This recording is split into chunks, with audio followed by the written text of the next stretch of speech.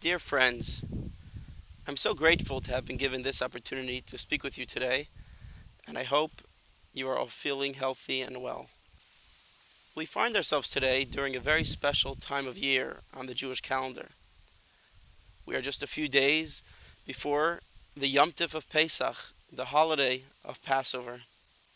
A holiday that brings along with it so many beautiful memories, so many beautiful mitzvahs, traditions, and observances. I would like to take this opportunity today to discuss some of the mitzvahs that are associated with this special holiday. Pesach this year begins Wednesday night, April 8th. The first Seder will be Wednesday night. The second Seder will be Thursday night, April 9th. The time preceding the holiday of Passover brings along its own special memories. In Jewish homes everywhere, the days and weeks before Pesach are spent cleaning, dusting, washing, and scrubbing.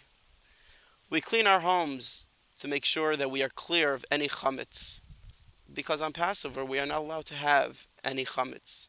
What is chametz?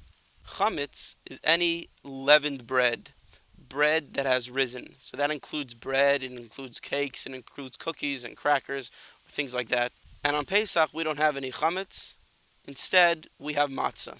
Matzah is flat. Matzah is bread that has not risen, only flour and water. Now, in the stores today, one can find several types of matzah. And I want to speak about two of those types of matzahs. You could find the regular Manischewitz or Yehuda matzah.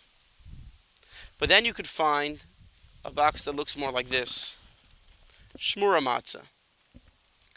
Now, the first obvious difference you'll notice between the regular matzah and the shmura matzah is the price. While a regular box of matzah might cost you around maybe $6, a box like this of shmura matzah would go for something around $23. Yeah, it seems like a lot. But the truth is, if we think about the differences between the regular matzah and the shmura matzah, we can better understand why there's such a difference in price. So firstly, regular matzahs are square. The shmura matzahs are round. And it's preferable to do the mitzvah of eating matzah on Passover with round matzahs. In addition, the square matzahs are machine made, whereas the shmura matzah is all made by hand. But the most significant difference between the regular matzah and the shmura matzah is something else entirely. And that is the name shmura. You see, shmura means to be watched or to be guarded. The matzah that's in this box has been watched. From the moment that the wheat was harvested, from the moment that the wheat was cut until it became into matzah and put into this box, it was watched that it should not become wet. Because if the wheat or the flour would become wet, then they could become chametz. They could rise. Shmura matzah is the ideal way to do the mitzvah. It was the weeks before Passover in 1945, and Rabbi Eliezer Zush of Portugal, the Rebbe of Scullin, a city in Romania, found himself with many other Jews in a displaced persons camp in Russia, in the city of Czernowitz. Now, many provisions for Pesach were being provided by many Jewish organizations from America and from across the world for the Jews who were in the displaced persons camps. They sent wine, they sent matzah, and sent other things for Pesach. However, Rabbi Portugal, the Sculliner Rebbe, wanted to get shmura matzah for that year for Pesach. So he managed to get a small amount of flour that was shmura, that was guarded, that was watched, that it shouldn't become wet. And he managed to make just a few pounds of kosher shmura matzah for that year's Pesach. He sat down and he wrote letters to other rabbis in the DP camps, writing to them that every community could send a representative to him, and he would provide them with 3 matzahs, just 3 matzahs for every community. That's it they had. And sure enough, many rabbis sent representatives to go collect the matzah from Rabbi Portugal, from the Skolner Rebbe. It was a week before Pesach, and the Skolner Rebbe gets a knock at the door. He opens up the door, and there's a young man standing there. He introduces himself as Rabbi Moshe Hager. This young man, Moshe Hager, was the son of the Rebbe of Vizhnitz at the time, Rabbi Baruch Hager. Rabbi Moshe Hager says, my father requested that I come and receive matzah. Sure enough, Rabbi Portugal goes, he comes back with 3 matzahs, and he gives it to him. Moshe Hager, the young man, says, no. My father told me I should insist on coming home with no less than 6 matzahs. 6 matzahs. Why should you be different? Everyone else is getting 3 matzahs. Why should you get 6 matzahs? He said, my father asked of me that I should not come home with less than 6 matzahs. Now, the Skolner Rebbe really didn't feel good about giving 6 matzahs. With such a limited amount, why should one person get 6 when everyone else gets 3? But he knew that the Vizhnitzer Rebbe was a special man, so he gave in, and he gave his son 6 matzahs to take home to his father.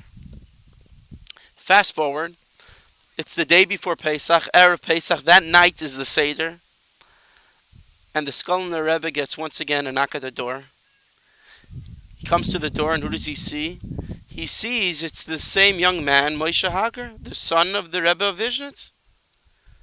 He looks at him, he says, what are you doing here? You wanted matzah, I gave you matzah. He said, no. My father sent me back. He sent me back and he asked me to ask you. Skolner Rebbe, you gave out matzah to everyone. Every community sent a representative, every rabbi sent a representative, and you gave them 3 matzahs. Did you keep any matzahs for yourself?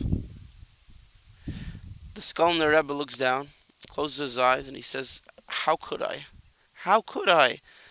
With such a limited amount of matzahs, with such a demand, so many people coming every day asking for matzahs, how could I keep any of these matzahs for myself?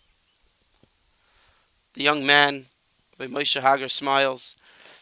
He takes out 3 matzahs. He says, my father asked for 6, not for himself. He asked for 6, so there should be 3 for you. And here, these 3 are for you to have at your Seder tonight.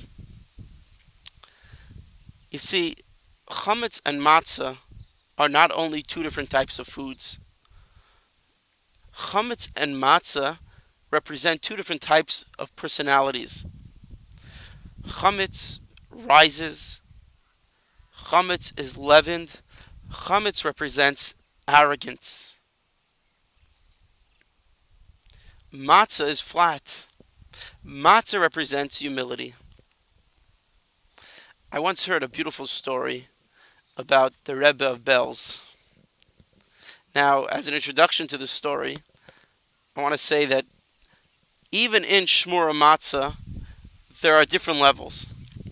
You see, you could buy a box of Shmura Matzah for $20, $21, $22, $23, but you could also buy a box of Shmura Matzah for $30, $40, $50. For example, every morning when they open up the matzah bakery, the very first batch of matzah, the first matzahs to go into the oven are going to be the most expensive because there's no remnants of previous matzah before, because they swept out all the matzah before, so there's less likelihood of any chametz being there. But then there's ordinary shmur matzah that we could buy in the store. So the Rebbe of Belz was preparing at the night of his Seder to begin his Seder. His family was there, guests were there, but before he starts his Seder, he turns to his Gabbai. He turns to his Shamish, to his assistant, and he says, I want you, please, to go to the home of Yankel the grocer. Yankel the grocer, a Jew who lived in Belz at the time, and tell him that I would like to have some of his matzahs for my Seder tonight. Yankel the grocer. Yankel the grocer was a nice man, but why would the Rebbe want Yankel's matzahs? But the assistant didn't ask too many questions. He raced to Yankel's home. He knocks on Yankel's door. Yankel was surprised to see him there. He says, what are you doing here? And the assistant says, well, the Rebbe sent me here because he asked me to get some of your matzahs for his Seder tonight. The Rebbe wants my matzahs? Yankel looks at his wife looks at him. My matzahs are very simple matzahs. I don't have the best matzahs. I don't have the most expensive matzahs. Are you sure the Rebbe wants my matzahs?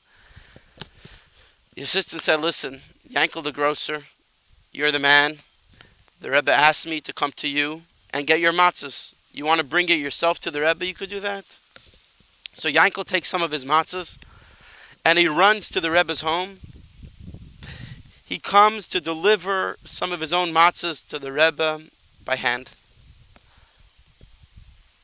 When the Rebbe sees Yankel there, he smiles and he says, Yankel, I want you to tell me the story about your matzahs. I want you to tell everyone the story about your matzahs. There's something very special about your matzahs. So Yankel looks at the Rebbe, he says, I'll tell you the truth. These are not the most expensive matzahs. I don't know what you mean. So the Rebbe says, no. Tell us the whole story about your matzahs. So Yankel says, I'll tell you the truth. Several weeks ago, I actually spent a lot of money to buy the best of the best matzahs, the most expensive matzahs. And I had them in my house ready for Pesach. It was earlier today, and my wife was preparing for the Seder. She was sweeping the house. She was mopping the house. When all of a sudden, without realizing, the mop hit the box of matzahs. All the matzahs tumbled onto the floor, and they got wet. When I came home, I found my wife crying. She was crying. She was crying because she said she felt like such a shlomazel, such a shlump, that she would knock over these expensive matzahs and now they're all wet and we're not able to use them for the Seder. And the truth is, Yankel says, I was very upset.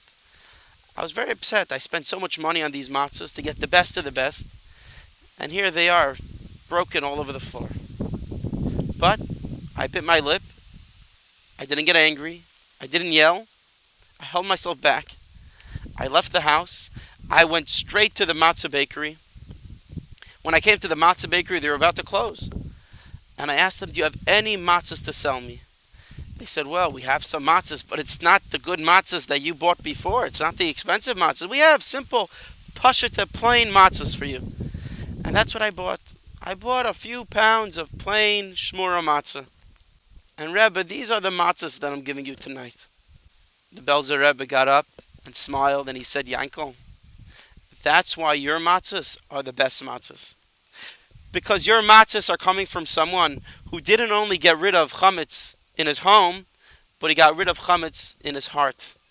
Chametz being arrogance, chametz being anger. You got rid of that. You held yourself back from getting angry. You held yourself back from exploding and getting mad. He said, that is real matzah. That's not only matzah that we have on the Seder night, it is matzah in your heart. And that's the most valuable matzah. So, matzah is not only the food we eat on the night of the Seder, but matzah is what we have to have in our hearts. We get rid of any chametz, any anger, any arrogance, and we replace it with humility. That is really the message of matzah. I would like to conclude with one last story that I think we could very much relate to, especially this year, Pesach. It's a story about the holy Chayza of Lublin, the seer of Lublin. He lived around 250 years ago. And Chayzev Lublin was an incredible individual. They called him the seer because they knew that he saw things that no one else saw. And one such example was this story. It was one year, the morning of Pesach, the morning after the Seder, and the Chayzev of Lublin turns to his students and he says, I need to find Chatzkel. Who's Chatzkel? I need to find Chatzkel. I'm able to see in heaven that Chatzkel's Seder last night was the greatest Seder in the whole of Lublin. And I'm very curious to find out, what did Chatzkel do? And what was it about Chatzkel's special Seder? So his students go. They go to different shuls in Lublin. They say, do you know of Chatzkel? Do you know of Chatzkel? They're going around from shul to shul. Everyone's asking each other, Chatzkel, who's Chatzkel? Until they find a man, Chatzkel, and he's a simple water carrier. They say, Chatzkel, the Rebbe wants to see you. The Chayzev of Lublin wants to see you. So Chatzkel comes to the Chayzev of Lublin. And the moment Chatzkel comes into the Chayzev of Lublin, he breaks down crying. He breaks down crying. He cannot control himself. Everyone is looking at him. Why is Chatzkel crying? And Chatzkel starts saying, Rebbe, I know I did a terrible thing. And Rebbe, I hope I'll be forgiven. Please, please, don't embarrass me. The Rebbe looks at Chatzkel and says, Chatzkel, you have nothing to be embarrassed about. I want to know about your Seder. And I want you to tell everybody about your special Seder. He says, well, people know me. I'm a simple water carrier. My busiest day of the whole year is the day before Pesach. So many people need water. They want to prepare for Pesach. They want to have enough for the whole Pesach. And the whole day before Pesach, I'm schlepping buckets of water from the river to the people's homes. Constantly schlepping and schlepping. When it came time for the Seder, I was so exhausted. I was so ausgemutscht that I couldn't keep my eyes open. And I fell asleep. My wife kept on coming and saying, Chatzkel, Chatzkel, wake up. We have to have a Seder. I was so deep asleep, I couldn't even hear her. She came again and again. Chatzkel, wake up, it's getting late. And I was so deep asleep, I didn't even hear her voice. I couldn't even feel her. Finally, it was almost the end time until you could do the Seder at night. And I finally opened my eyes. And I realized, oh no, I just have a few more minutes to do the Seder. I didn't sing Dayenu. I didn't sing Manishtana. I didn't do all the traditions, all the customs, all of the things that I'm used to doing on a regular year in Pesach. But what could I do? I just have a few minutes left. I took all the matzahs, 3 matzahs. I filled up 4 cups of wine. I read briefly the Haggadah, the story of Pesach. I made the bracha on the matzah. And I closed my eyes. I turned to Hashem, I turned to God, and I said, Hashem, please forgive me. But I want to do the mitzvah correctly. I want to do the mitzvah of eating matzah on this night in the right way. So please accept my mitzvah as if it was done in the proper way. With that, Chatzkel said, I ate up all the matzah, drank up all the wine, and after that I had such a stomachache, my head was spinning, that I fell back asleep. The Chayzev of Lublin turns to his students, turns to Chatzkel, and he says, Chatzkel, that was the most beautiful Seder. In fact, I was able to see that your Seder was the greatest Seder in all of Lublin. You know why? Because it's true it wasn't done with all the traditions, and it's true it wasn't done in the typical way, but you did it sincerely, wanting to fulfill the mitzvahs of the night, eating the matzah, drinking the wine, and that was the only thing that interests you at that moment, was to do the mitzvahs properly. I could very much relate to this story, especially this year. Our Pesach Seder won't be the same as it was last year. It won't have the guests that we had last year. Our Pesach Seder won't be able to be with large groups together as we enjoyed it in the past. However, the single thing that must be on our minds is that we want to do the mitzvahs of Pesach. And we eat the matzah, and we drink the wine or the 4 cups of grape juice, and we read the story of Pesach. But in our hearts, we turn to Hashem, we turn to God, and we say, God, we're not doing it the regular way. We're not doing it the way we remember in our childhood, we remember from the past. But we want you to accept our Seder and accept our mitzvahs in the utmost way. And that we should be able to once again celebrate Pesach together with family and friends, in the most beautiful way, nicer than ever before. Once again, I feel so grateful to be able to have this opportunity to talk with you today. I want to wish everybody a Chag kosher v'sameach, a kosher und a freilichen Pesach, a happy and a kosher Pesach. And as we conclude the Seder every year, L'shana haba'a b'Yerushalayim, may we celebrate Pesach. May we celebrate this holiday in Jerusalem together with our loved ones, together with our families, and may we have the most beautiful Pesach ever. I look forward to seeing everyone once again, and may we only come together in good health, gesund, and only for simchas and for happy occasions. Gut Yom Tov.